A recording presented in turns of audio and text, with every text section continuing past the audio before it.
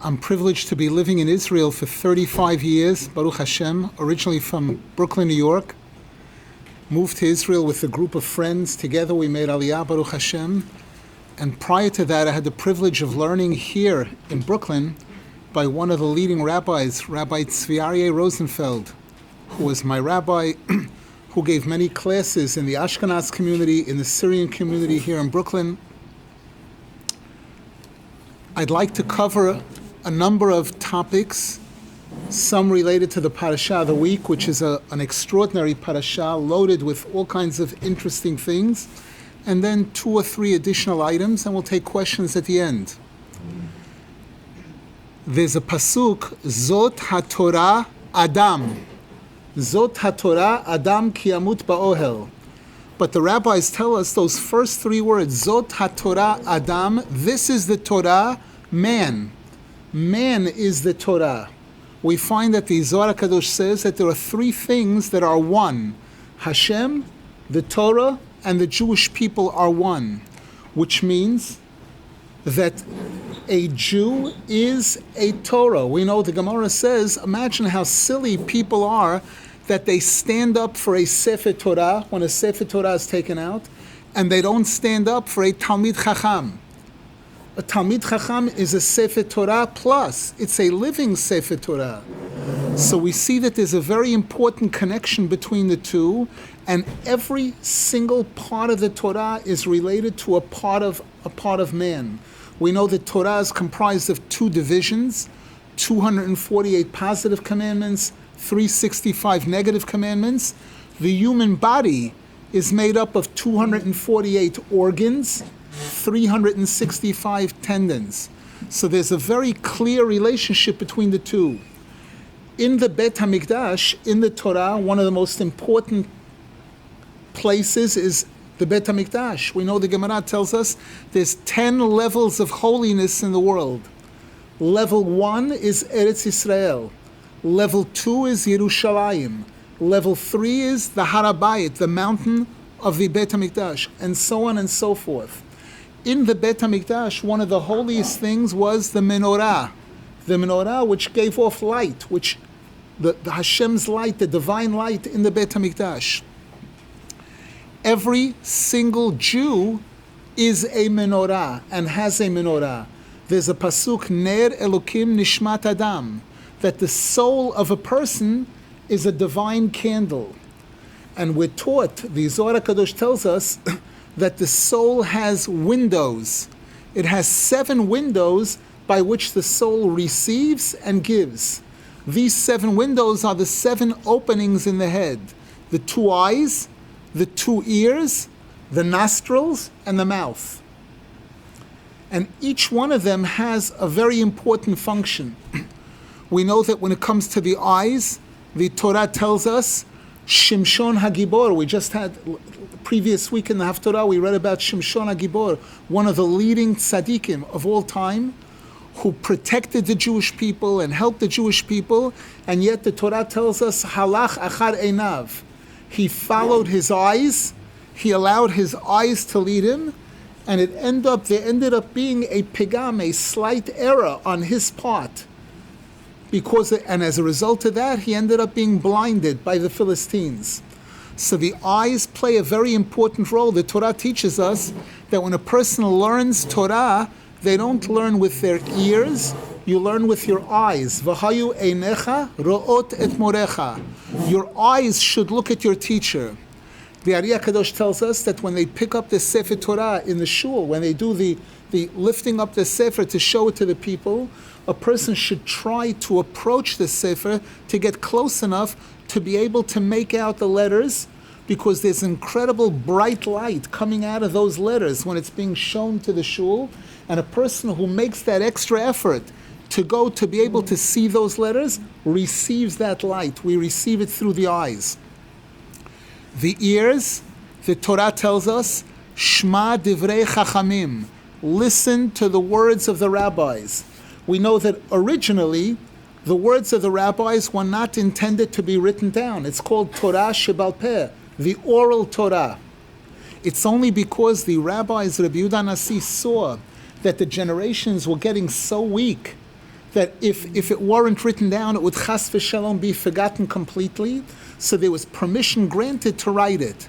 But prior to that, how did they learn? They learned with their eyes and their ears, listening to the words of the Chachamim.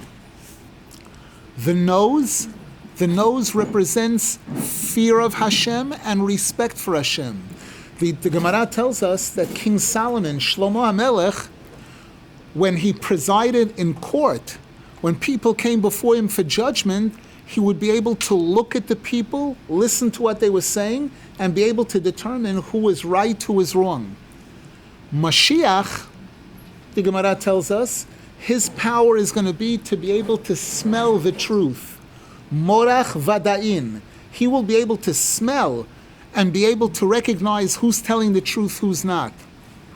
Why smell? What's unique about smell that's different than the other senses? If you take a look in the beginning of the Torah, the first mistake, the first crime, the partaking from the Eitz Hadat, the tree of wisdom, if you take a look at what's written there, Chava listened to the snake. It says she saw that the fruit looked attractive. She took and she tasted. She ate. 4 of the 5 senses participated. The eyes, the ears, the mouth, engaging the snake in conversation, those participated. The nose is not mentioned at all. The sense of smell did not participate in the Eitz Hadat, and this is why the Torah defines the sense of smell as spiritual. The pasuk says, "Kol haneshama tahalel ka," that our soul gives praise to Hashem. The Gemara says, what do you mean? Our body gives praise to Hashem. When I eat and I drink, I make a beracha. How does the soul give praise to Hashem? The answer is when I smell. When we smell bisamim, smell is not a physical attribute, it's spiritual, it's something spiritual. This is why on Shabbat, we know that any Jew who observes Shabbat is given an additional soul for Shabbat. When that soul leaves, it's a tremendous downer. A person feels a great loss. How do we restore it? We smell the bisamim. At Havdalah, we have the bisamim, we smell the sabim. That's supposed to restore the soul, give us a little bit of a refresher after having lost the nefesh, the neshama yisera.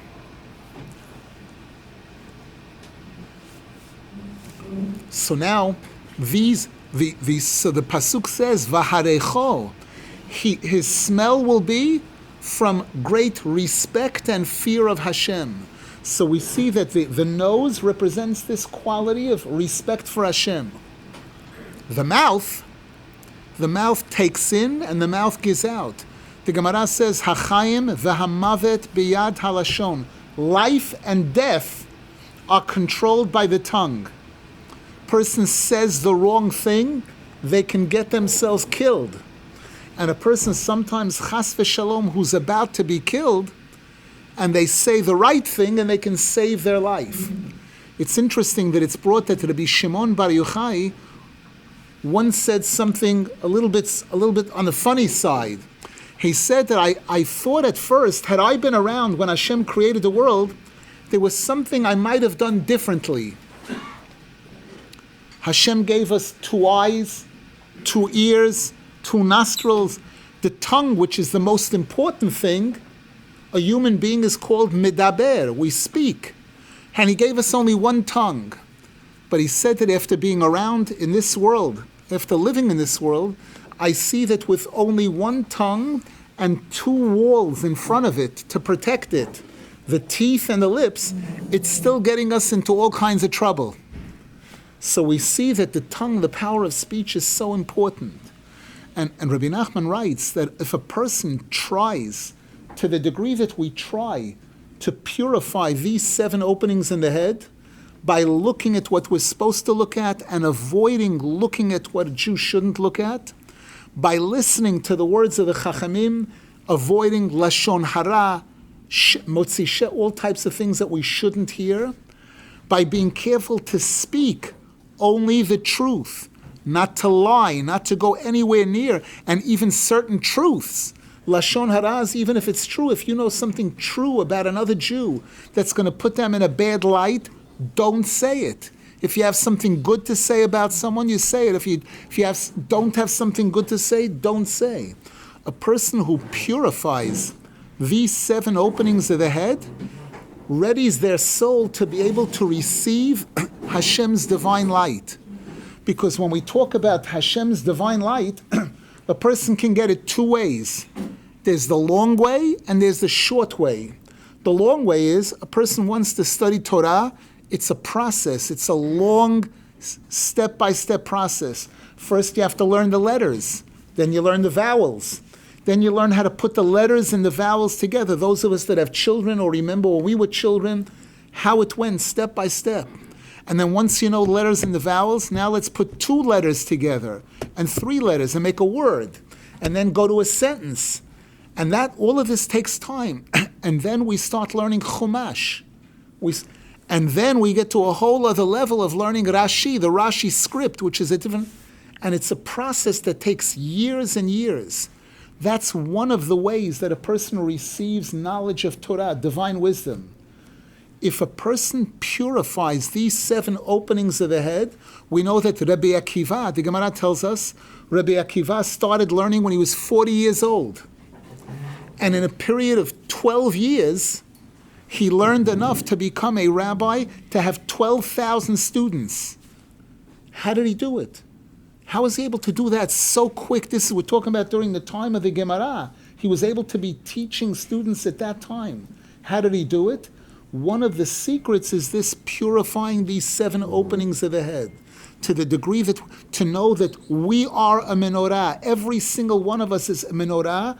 We can choose whether to turn it on, to activate it, to have this. Our soul should be a menorah, or chas v'shalom not, to leave the lights out, leave the lights off, and have to go through that slower, tedious process where it takes much longer. We hear about great tzaddikim, the Ari HaKadosh, other tzaddikim, who had massive amounts of knowledge. And you wonder, where it's not possible, there's only 24 hours in a day, and he had to sleep a little, how did he get all of this knowledge? And the answer is, one of the secrets is this working on perfecting the windows of the neshama, these 7 openings of the head.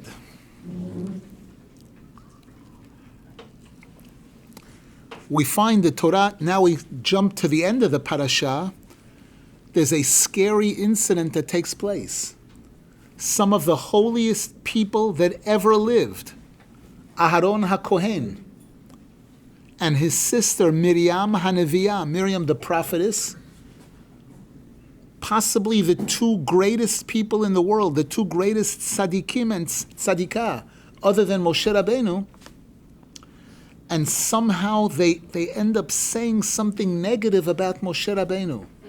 They hear that Moshe Rabbeinu at one point made a decision to separate from his wife. Moshe Rabbeinu's wife, Tzipporah, says that as a prophet, because he's a prophet, because he has to receive divine prophecy from Hashem, he's had to separate from me. And they don't understand this. We're also prophets. We weren't told to separate from our wives and husbands. Why did he do this? And the Torah says that because they questioned Moshe Rabbeinu in this manner, and in a sense looked at him in a negative light, Miriam was struck by tzarat, leprosy, which the Gemara says is like a death penalty. Mitzorah chashuv kemet. Person would say, how could this happen? How could this happen? They were such great people and such good people. And one of the answers is, we see that this is a test. The test was, we're prophets, he's a prophet. We didn't have to separate. Why should he? All prophets are the same? All Jews are the same? All men are created equal. That's not in the Torah. That's in the Declaration of Independence. So the Torah does not say that. The Torah tells us that in the future, people are going to be filled with wisdom of Hashem, kamayim layam mechasim, like the water that covers the ocean floor. Person looks out at the ocean. Everybody knows the ocean is flat, right? It's all the same, right? Not right. By the shore, the water is 3 inches deep, and you go out further, you go out into the middle, it's 7 miles down. So too, when it comes to recognition of Hashem, we're not all equal. The Torah tells us Korach. We're going to be reading next week. We're going to have Parshat Korach. Next week, 2 weeks, we're going to be reading about Korach. Korach's claim to fame was Ki kol ha'eda kulam kedoshim. The entire Jewish community, we're all holy. What makes you better than us? What makes Moshe and Aaron? Who said that you should be in charge? You should be making all the decisions? Person hears this and they think Korach was such a nice guy. Look at that. He loved everybody. He respected everybody. He said all the Jewish people are holy, right? Great. Where did it get him? It got him underground. Hashem created a special punishment once in the history of the world that the earth opened up to swallow him up with his family, with everything. What was his mistake? His mistake was that it's true all of us stood at Mount Sinai. It's true all of us heard the word of Hashem, but that's not enough. The Mishnah says, "V'lo hamedrash ha'ikar ela ha'ma'aseh." Learning alone doesn't mean that you're a complete person.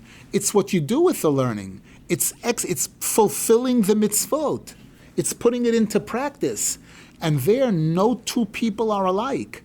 Korach should have known, he should have seen that the miracles that Hashem performed for Moshe Rabbeinu, and each time when Moshe Rabbeinu went to pray on behalf of the Jewish people, he should have been able to realize that there's a vast difference between him and Moshe Rabbeinu. Now the Torah tells us again about Korach. What gave him the audacity, what gave him the chutzpah, what gave him the guts to challenge Moshe Rabbeinu?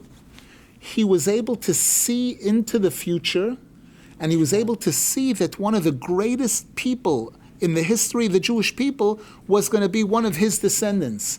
The prophet Shmuel Hanavi, was going to be a descendant of Korach. And he thought, if this is going to be one of my descendants, then I must be very important, very special. And this gave him the audacity to challenge Moshe Rabbeinu. What he saw was right. What he saw was that his great-great-great-grandson was going to be Shmuel Hanavi. But that doesn't mean that you don't have free choice. That doesn't mean that each and every one of us, we know that Yitzchak Avinu had 2 sons, Yaakov and Lahavdil Esav. One, the greatest tzaddik, the other one, the worst rasha. So that every single person, just because my father is a rabbi and my grandfather, and just because my son is a rabbi, doesn't mean that I can't mess myself up.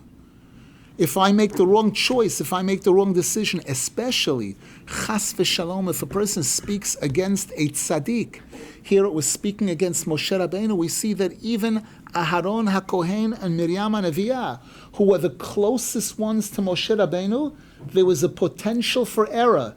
There was a potential to think that we're almost the same. Hashem said we're not the same. Whenever I want to speak to you, I give you time. There's time to prepare yourself, to purify yourself. With Moshe Rabbeinu, it's real time. Moshe Rabbeinu's connection to Hashem was real time. Any second Hashem wanted to speak to him, he had to be pure all the time. That's why he had a completely different set of rules, a unique set of rules. And this is something extremely important for us to know. This issue of respect for Chachamim. The Torah tells us that when the Beit HaMikdash was destroyed, one of the main reasons why it was destroyed was Vayihiyu mal'ivim b'malache Elokim. They made fun of the heavenly angels. That's the terminology that the Torah uses to refer to the tzaddikim. That the people didn't show the proper respect for tzaddikim. This brought out a tremendous wrath from Hashem. The Zohar HaKadosh tells us, we see in one of the stories in the prophets, we know that one of the kings of the Jewish people was Yeravam ben Nevat. After King Solomon, we know that King David was the 14th in line from Avraham Avinu. The 14th generation from Avraham Avinu was David HaMelech. The word David is 14, and his son Shlomo HaMelech was number 15 from Avraham Avinu. We know that on the 15th of the month, there's a full moon, implying that the kingdom is at its height, at its greatest height. After the 15th of the month, the moon starts declining. After King Solomon, after Shlomo HaMelech, we see a decline. His son Rechavam took over. He took advice from the youth instead of from the elders, and there became a split in the Jewish nation. 10 tribes left, and it became 2 kingdoms, the 2 tribes and the 10 tribes. Now, Yeravam ben Nevat, the Torah tells us, he instilled idol worship. He was an idol worshiper, and he forced the Jews. He blocked the ability of them to travel to the Beit HaMikdash, and he imposed idol worship. And at one point, the Navi tells us he was standing at an altar, bringing a sacrifice to idols, and Hashem told the prophet, Ido Hanavi, I want you to go and tell Yeravam ben Nevat that it's enough. It's enough. My patience is running out. And if he doesn't change his ways, he's going to feel the full wrath of Hashem. The Torah tells us Ido Hanavi went to him. He's standing at an altar bringing sacrifices to idols. And Ido Hanavi says, I'm a messenger from Hashem to tell you, to warn you, that if you don't change your ways. And then Yeravam ben Nevat picked up his hand to smack him, to smack the prophet. The Torah says the minute he picked up his hand shriveled up and became a small piece of skin attached to his shoulder. That was the last time he saw his hand. So the Zohar HaKadosh says, look at this.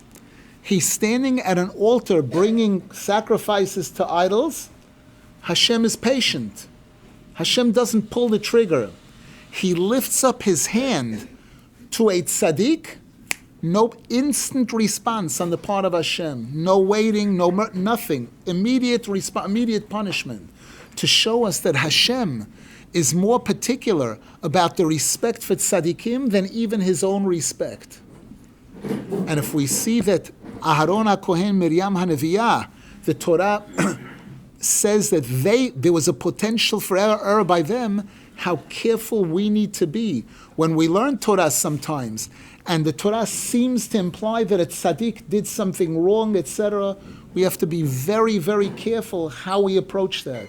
Because the Gemara tells us in many places, whoever says King David committed a sin is making a mistake. Whoever says Reuven committed a sin, it's not the way it appears. When we're teaching small children, we teach it to them on the simplest level.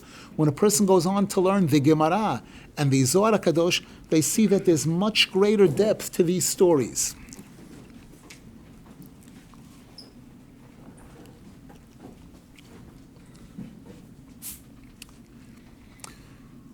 One of the things that people struggle with, both in religion and in life, is worrying.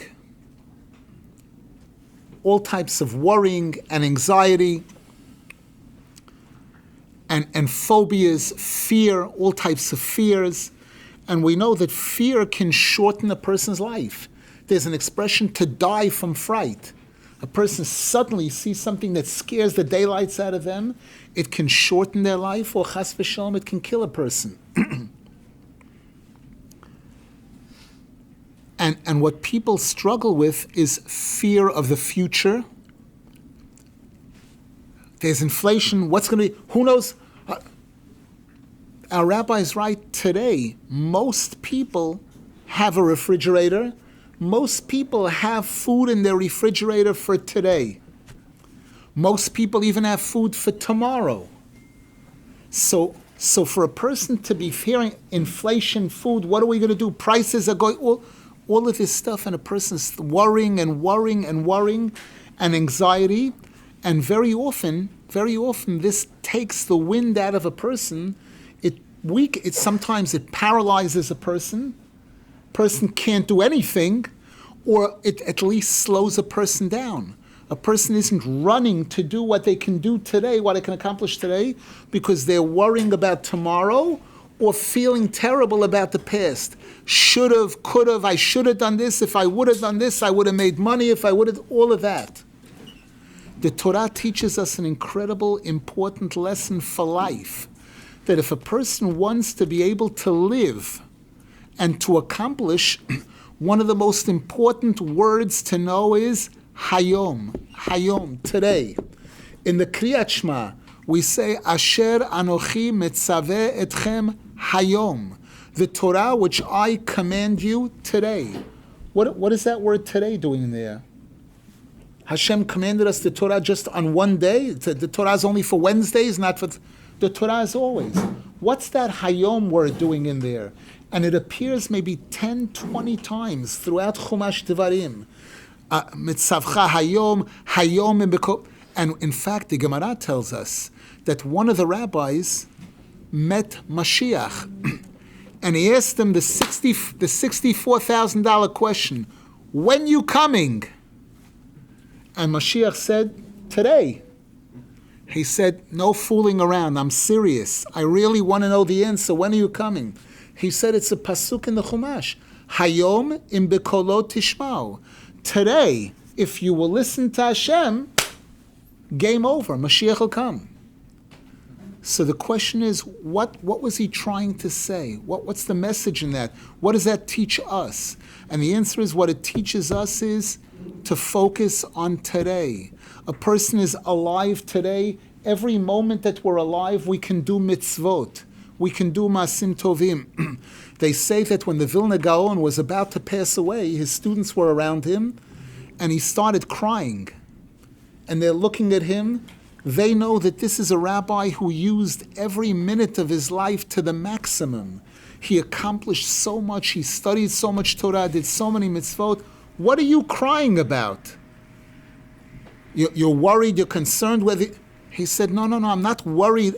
I'm crying over the fact that I'm leaving a world where for $5, a person can buy a pair of tzitzit. And tzitzit is 613 mitzvot. Person wears tzitzit. The Gemara says the word tzitzit is 600, and the 8 strings and the 5 knots. A person gets credit as if they performed all 613 mitzvot. I'm leaving a world where every minute a person can be scoring home runs, grand slams, field goals, everything. Every moment, with every breath, a person makes a beracha on food. A person does a favor for another Jew. It's all mitzvot. It's ringing up billions and billions. And I'm going to a place where that opportunity is no longer available. So in order for a person to maximize that, we have to stay in Hayom. We have to remember that Hayom, today, that when the Satan tries to distract me about tomorrow and yesterday, whatever, there are certain things that you have to think of. Shabbat is coming to buy food for Shabbat, okay? But I'm talking about the worries and the dwelling on it and thinking and trying to make plans, and versus grabbing every moment and enjoying and appreciating every moment that a person has with family, with friends, with Torah and mitzvot. The pasuk says in the Amidah, one of the things we ask Hashem for in Amidah, we say, V'haser mimenu yagon va'anacha. Hashem, please take away from us all the moaning and the groaning and the struggle and the difficulty. So one of the rabbis in the Sefer Oneg Shabbat, he writes, the first letters of Haser, Mimenu, Yagon, Va'anacha spell the word Hayom. You know how you can take away all of those worries and everything? Stick to today. Stick to today. You have food for today. You have clothing for today. Don't worry. Accomplish. Do what you can. Do what you can in religion, in Torah mitzvot. Do what you can in parnasah, whatever. Accomplish. Don't dwell. Don't worry. Don't cry over spilled milk. Don't cry about what I should have and could have done. This is one of the secrets of success, both in serving Hashem and in life. This v'haser mimenu yagon v'anacha. Because especially when a person is becoming religious, or a person makes a decision that they want to become more religious, and a person hears all the different mitzvot that you have to do, it's like a mountain. And imagine, I'm going to have to go to shul every day. Every day I have to pray. And I have to pray 3 times a day. And a person looks at that and a person gets overwhelmed. And a person thinks, no way I don't think I can handle that. But if a person just thinks, one day, let me see if I can do it for a day. A person comes to dieting, it comes to exercise, all kinds of things in life. One of the things that causes people to fail is that they're not sticking to today. They're not saying, let me do the maximum, the best that I can today. And this is the message in that Hayom word that's used throughout the Torah, in the response that the Mashiach gave, that if the Jews will recognize the value of Hayom, then we'll get to the finish line. Then the Mashiach will be able to come.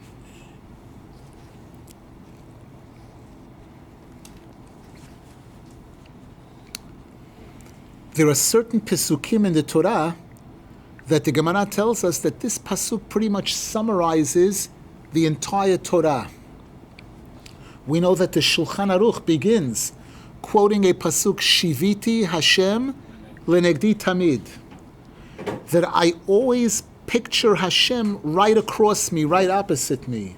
So that any time I'm in a position to say something or do something or not say, if I can picture that I'm right across Hashem, I'm going to be careful, I'm going to make sure to do the right thing and not to do the wrong thing. There's another pasuk that's very similar to that, but even broader in a sense. The pasuk says, B'chol dirachecha da'ehu. Know Hashem in all of your ways. Whatever you're doing, anything at all that you're doing in life, know Hashem. Now when we say know, the word da means be attached to, be connected to Hashem. We know the pasuk says about Adam and Chava, when they married, it says, Vayeda Adam et Chava ishto. The word dat means a union, a connection. So when the pasuk says, B'chol derachecha da'ehu, it means that whatever you're doing, you get up in the morning, you're getting dressed, connect to Hashem. The Torah tells a Jew how to get dressed. There's a better way, there's a good way, a wrong way, how to get dressed. Put on the right shoe first, then the left one. Be sure to maintain modesty even while you're getting dressed. You're going out of the house. Kiss the mezuzah when you're going out of the house. Every step of the way, walk, if there's a choice, which place to go, where it's safe or unsafe. Make sure don't put yourself in danger. Every moment of the day, every action, a person can connect it to Hashem. So one of the rabbis, the Chidah, who was one of the great rabbis of the Sephardic community, Rabbi Chaim Yosef David Azulai, he asks, he lived about almost 500 years ago. During his time, when there were no electronics, there were no radios, there were no phones and everything, he said, how could a person do this? How is it possible for a person to be conscious of Hashem all day when there are so many distractions? There are so many things that you get involved in. Persons sometimes get involved in doing, someday look at their watch, I forgot to pray mincha. What do you mean you forgot to? How can you forget to pray mincha? The answer is I got involved in something, I got distracted, and I wasn't thinking, or I forgot to pick up my wife, or all kinds of things. So he asks, how is it possible? How is it possible for a person to be connected to Hashem 24/7? Or is this being said just for Moshe Rabbeinu? We know the Torah was not written just for Moshe Rabbeinu. The Torah was written for all of us. So is there something that a person can do that gives the person such a deep, powerful connection that the person remains connected all the time? And the answer is, he writes, the first letters of these 3 words, B'chol derachecha da'ehu, spell the word badad. Badad means alone. Alone, private time, personal time with Hashem. Personal time with Hashem. He speaks about this term Hitbodedut, which is something that's mentioned in many different Sifarim, and there are different versions of what this means, different explanations. One of the explanations of what Hitbodedut means, a person allocating time every single day for a personal one-on-one meeting with Hashem. A person would say, I do that when I go to shul. When I go to shul, it's not one-on-one. I'm in a room with other people. I'm praying with other people. I'm supposed to be praying with other people, with a minyan, at least 10 people. What is this all about? The answer is that the Rambam writes that in earlier generations, before there was formalized prayer, before we had Shachrit Mincha Arvit, every person would speak to Hashem throughout the day. Whatever they needed, anything good that happened in their life, they would express gratitude, that they would thank Hashem for my crops are growing, the wheat grew, I have produce. When a person needed any kind of help, they would speak to Hashem and pray for the things that they needed. The Rambam writes that when the rabbis saw that the generations were getting weaker and people weren't necessarily able to do enough in this area, they gave us the standardized prayers, Shachrit Mincha Arvit, but he says that's not a replacement for a person's daily connection to Hashem based on what's going on in your life right now. A person's wife is expecting. If that person isn't praying to Hashem during those 9 months on a daily basis, that she should be protected and the baby should be protected and everything should go smooth, then they're not fulfilling the basic requirement of prayer. If a person knows that it's summertime and it's very hot and Shabbat is coming and sometimes the air conditioning blows just right when Shabbat is about to start, when we can't fix it, and it's going to make Shabbat difficult. So then before Shabbat, part of my preparation for Shabbat is, Hashem, please help me that all the lights and everything should work properly. We should be able to enjoy the Shabbat. The Rambam writes, this has to be a dynamic thing, depending on what's going on in your life at any given time. A person's going to take a driving test, or a person's getting into the car. Hashem, protect me. I hear every day there are accidents. I see people driving crazy and texting and everything, putting themselves in danger, putting other people in danger. I'm going into car. Hashem, help me that I shouldn't harm anyone else and no one should harm me in any kind of way. This is a requirement. This is a privilege. I have a friend in the community that when Ronald Reagan was president, how long ago was that? 10 years ago? More?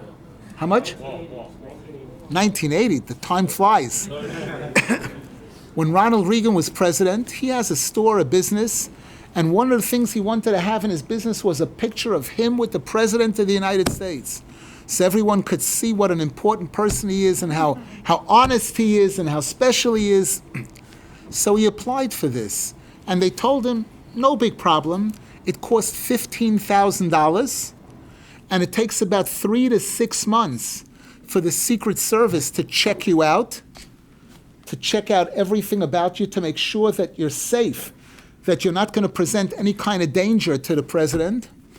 And then you're given, I think it's 3 minutes with the president. You're not allowed to ask anything. If he initiates conversation, if he says something, you respond. But you're not allowed to ask him any questions, nothing. You can check the rule. You can try this for yourselves. By now it's probably 35,000 inflation. And sure enough, he did this. They did the checks. It took 6 months, whatever it is. Got the appointment. Got on a plane, got on a plane to Washington, D.C. and met the president. And our rabbi heard of this, and he was smiling. Could you imagine? Could you imagine? The president of the United States, if he's lucky, he's in there for 4 years.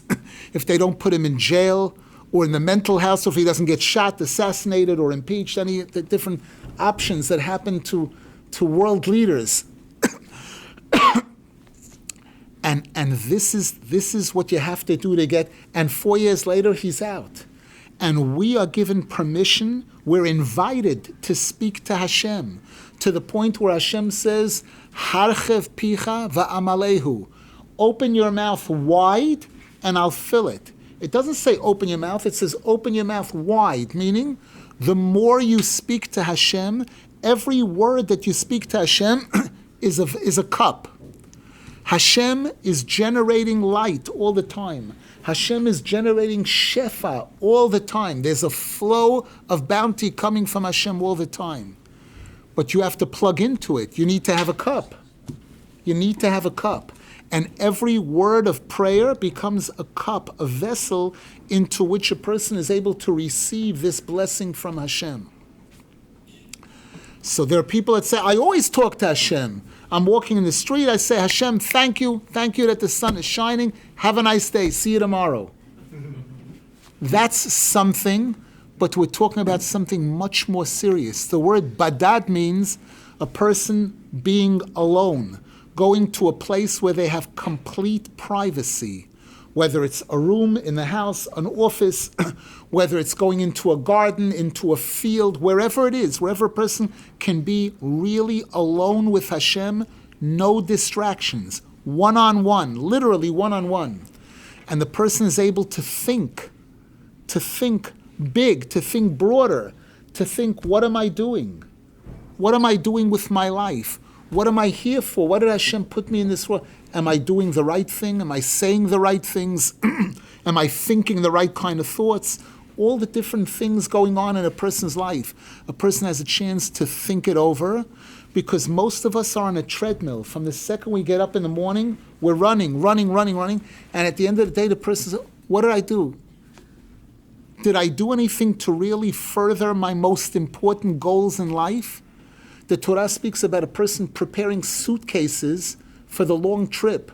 Whenever a person knows when they're going on a trip and they're going for a period of time, they have to spend some time packing. And not just packing, but thinking, what should I take along? What should I bring along? Person doesn't think, they put stuff in the suitcase that they don't really need, that just makes extra work, and they forget some of the most important things.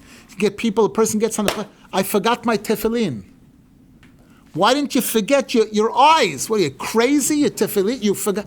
Is that possible? It's possible. It's possible if a person doesn't allow themselves time to think. Yishuv hadat, to think. And this time for a person to allocate 10, I remember the first time I did this, I did it for 3 minutes. And every 20 seconds I was looking at my watch. I never knew 3 minutes could be such a long time. To speak to Hashem in your own words, in your own language, in English and French. We're not talking about reading a Sidur or Tehillim. You got to write the script. You're the one who's saying, and it's coming from your heart. Because when a person's speaking a language that they're not most familiar with, it's much more difficult to really express yourself. When you're speaking your language and your words, you can really put your heart into it, your head into it, and express everything you need to do. This is one of the most powerful connections to Hashem, and this is one of the ways that we avail ourselves to be able to receive the blessing. I'm not sure whether Sfaradim say this, but the Ashkenazim on Rosh Hashanah and Kippur, at the end of Musaf, there's a special paragraph where we describe what the Kohen Gadol looked like coming out of the Holy of Holies on Yom Kippur. We know there was only one day a year when one Jew was allowed to go into the holiest place of the world, the Kodesh HaKadoshim, to offer the Torah there, and thereby bring about a kapara for all the sins of the Jewish people. So now we want to know, what did he look like when he came out of there? And the wording is, Kiyoshev seter lechalot pnei melech, like a Jew sitting in a hidden place, pleading with Hashem. That's what the Kohen Gadol looked like when he was coming out of the Holy of Holies on Kippur. That's the level that a Jew can connect to when a person allocates this kind of time. Now, many people today will say, I don't have 10 minutes. Think about what you're saying. Think about what you're saying. If you had an opportunity to meet Ronald Reagan's boss, to meet the boss of bosses, the king, the creator of the world, and he makes it perfectly clear he's always available 24/7. And he says, open your mouth wide and I'll fit. You talk to me, I'll listen. You don't talk, you can't say, why isn't Hashem giving me, why don't I have this, why don't I have that? You didn't ask for it, or you didn't ask for it enough. We know Moshe Rabbeinu, the Torah tells us about Moshe Rabbeinu, that he wanted to get to Eretz Yisrael. He prayed 515 prayers. And Hashem said, stop. Hashem didn't say no, Hashem said, stop praying. Ravlach al tosef daber elai od badavar hazeh. Why? The Midrash says because if he would have said one more prayer, he would have had to be allowed to enter into Eretz Yisrael at that time, and it wasn't the right time. It would have created certain problems. But my rabbi once said to me, but Hashem didn't tell you to stop. So don't stop. Don't stop. When a person is asking for blessing, when a person is praying for shalom bayit, when a person is praying for health, when a person is praying for parnasah, when a person is praying to be able to understand the Torah, to be able to have the privilege of learning Torah, anything a person is praying for, kaveh el Hashem, the pasuk says, pray to Hashem, and then what? Chazak va'ametz libecha, toughen yourself up, v'kaveh el Hashem, and go another round, a second round. Generally, it's not fast food, it's not instant response by Hashem. Hashem could respond instantly, but He wants to see if we're serious. We know, kids know, children know, that if you ask your parent for something and the parent says no, no doesn't mean no. No means you just haven't asked enough times. You have to keep banging on that door until no becomes yes. No becomes, of course. How many would you like? How many ice creams would you like? How many?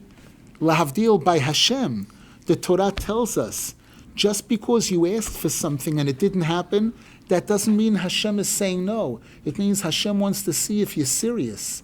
Hashem wants, and you need to create a big enough cups to be able to receive the light that Hashem wants to give you.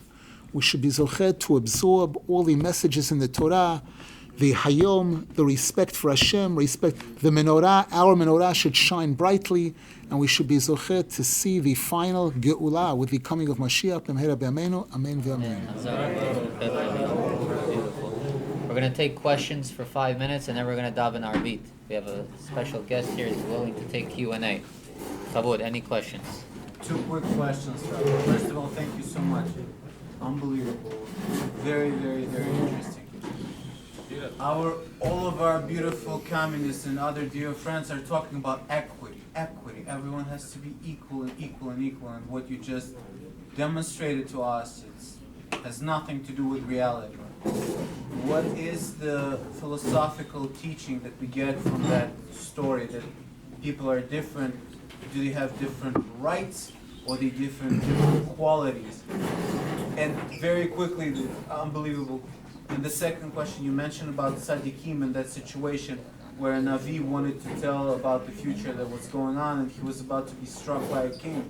But unfortunately, we saw in Shoah that there were a lot of tzaddikim in our understanding who unfortunately felt an unbelievable tragedy in their families and everything. Does that not apply today, or it's a different perspective? We'll take the first question first. The question that all people are not equal and different. In this week's parasha, we speak about Kohanim.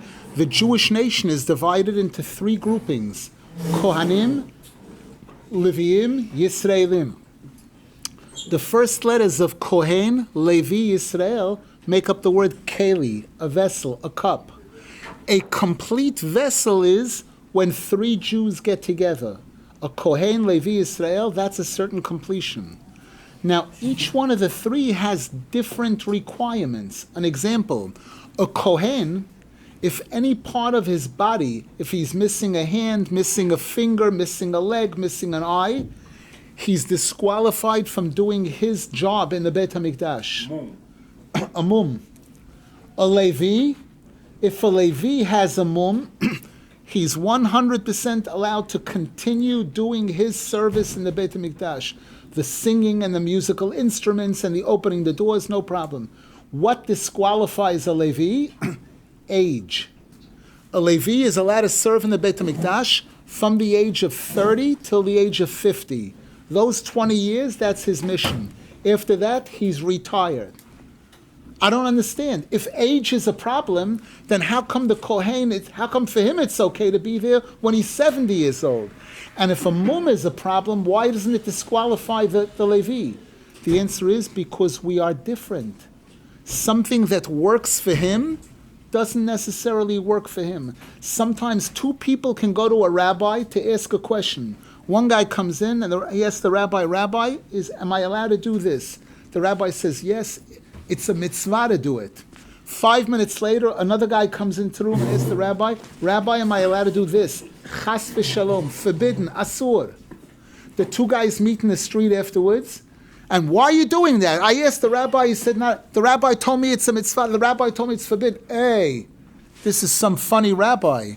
And they go ask the rabbi, and the rabbi says, nothing funny about it at all. For him, it's a mitzvah.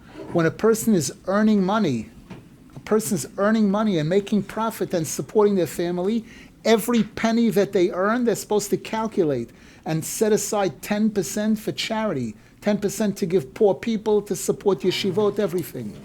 When a person has debts, when a person owes money to other people, and the person is earning money, they're not allowed to give maaser in certain cases. Get rid of your debts. You owe somebody, it's not your money. You owe somebody. How can you go to sleep at night having somebody else's money in your pocket? Do whatever you can to be able to pay that debt. So we need to know that we're not cookie cutter. Hashem did not create.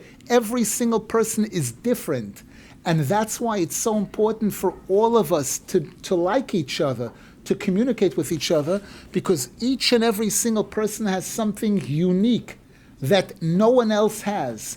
And the only way I can get it from that person is by interacting with that person. By listening to that person, watching that person, I can learn what they have that I don't have. The Gemara says that one of the greatest rabbis in the Gemara, Abaye, who's mentioned countless times throughout Shas.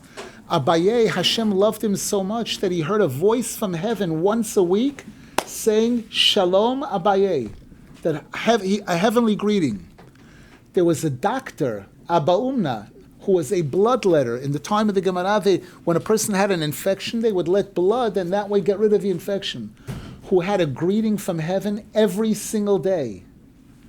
And Abaye became aware of this, and he said, I don't get it. I am one of the leading rabbis of the generation, and I get this greeting once a week, and he gets it every day. And the answer that he was given was, you can't do what he does. You're very great, you're very important, and what you're doing is very, very special in the eyes of Hashem. But because he's a doctor, there's certain things that he did, how he was careful in treating women patients, that everything should be with tzniut. Perfect. He had a special uniform that a woman would put on when he had to let blood, said only the part of the body that had to be exposed was exposed, nothing else. And how he wouldn't take money from her. He had a box outside of the office, put in the money over there. I don't want to know how much she paid. I want to be able to treat the rich guy and the poor guy equally. The Gemara shows certain things that he was able to do so each one has qualities. Now that doesn't mean he was as great as Hashem showed that there's something special about him, something unique and special about him. The question about the Shoah, the Holocaust, the question about why good people suffer and bad people, that question, the Gemara says that Moshe Rabbeinu struggled with that question, the concept of tzaddik v'tovlo, tzaddik v'ralo, rosha v'tolo. And that question is going to be answered in the future. We do not know now. There are people who chas v'sham try to say they must have done something wrong. We don't say that. We don't know. The Torah tells us that sometimes the tzaddikim are taken from the generation as a kapara for us, for other people. There's a variety of different reasons why tragedy hits and why. And with all the reasons that are mentioned, there's a lot we still don't know. We need to know that there are things we don't understand. The Torah tells us that when Yosef HaTzadik was interacting with his brothers, and they didn't know he was their brother, and he was doing all kinds of strange things, nothing made sense. And then in the end, he said 2 words, and all of their questions were answered. He said, Ani Yosef. They were wondering, why is this Egyptian guy asking about my mother-in-law and my who? I'm not allowed to marry him. Why is he asking all these stupid, ridiculous questions? They couldn't figure it out. When he said those 2 words afterwards, everything made sense. They understood. It's brought that in the future, when the Mashiach is going to come, Hashem is going to say 2 words, Ani Hashem. And when he says that, things are going to become clear to us. All of our questions are going to be resolved. We're going to be able to understand why it had to be this way, why it was this way, etc. We're gonna take one more question and we're gonna dive in.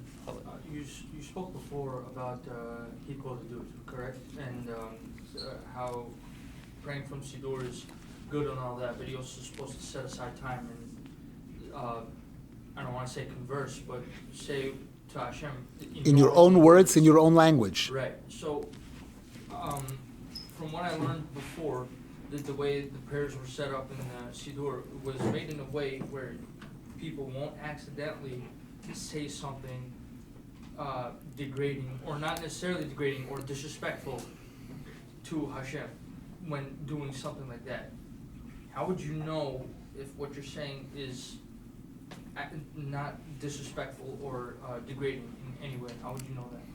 One answer is by following the example of the Siddur, following the example of King David in Tehillim, looking how King David speaks to Hashem throughout the book of Tehillim, looking how the prayers are constructed, speaking with Elokeinu v'Elokei Avotenu, that before you mention Hashem's name, we refer to him as Hashem, the Hashem of our. We mention Elokei Avraham, Elokei Yitzchak, Elokei Yaakov. We mention the merit of our forefathers. Learning, there's a book, an English book, Outpouring of the Soul. It's good that you mention this. There's a website called BreslovTorah.com, BreslovTorah.com, that has a few thousand lectures on it from my rabbi and lectures that I've given also. One of the series there is called Outpouring of the Soul, which is 24 lectures on this topic, speaking to Hashem in your own words, how, when, all the details about it. But that's basically the answer. Following the examples that we see in the Torah of how great people, how they spoke, how did Avraham Avinu speak to Hashem? He said, Hashem, I'm standing in front of you, I am dust and ashes in front of you, when he pleaded the case for Sodom and Amorah, remember? And the other examples in the Torah. Eliezer, the servant of Avraham, when he's going looking for a wife for Yitzchak, look at the way he speaks to Hashem. Beautiful. Rabbi, I have a question. Please. What would you say is of all the Hasidus, we have a lot of Lubavitch, we have Satmar, Bobov. What would you say is the biggest difference, highest distinguishment between a Breslov Hasid versus everybody else? That's a delicate, difficult question. I would say one of the factors is incredible emphasis on prayer, on this personal prayer. That's one of the highlights, one of the very, very powerful things. Another item that I would mention is the Shulchan Aruch, not deviating from Hebrew law. There are some people that think that if a person's a Chassid, he's not obligated to keep the halacha. He can pray late, he can pray early, all kinds of different things.